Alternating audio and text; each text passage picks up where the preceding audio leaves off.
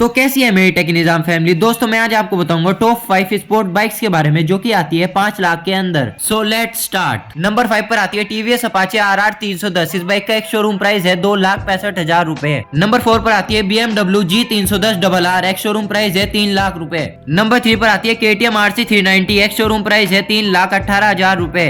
Number 2 पर आती है कावासाकी निंजा 300। इस बाइक का एक शोरूम प्राइस है 3,40,000 रुपए। अगर आप भी इनमें से कोई बाइक लेने का सोच रहे हो तो एक लाइक और चैनल को सब्सक्राइब कर लो। बाय द वे नंबर 1 पर आती है कावासाकी निंजा 400। एक शोरूम प्राइस है 5 लाख रुपीस। आपको नेक्स्ट वीडियो कौन से टॉपिक पे चाहिए मुझे ये कमेंट में जरूर बताएं।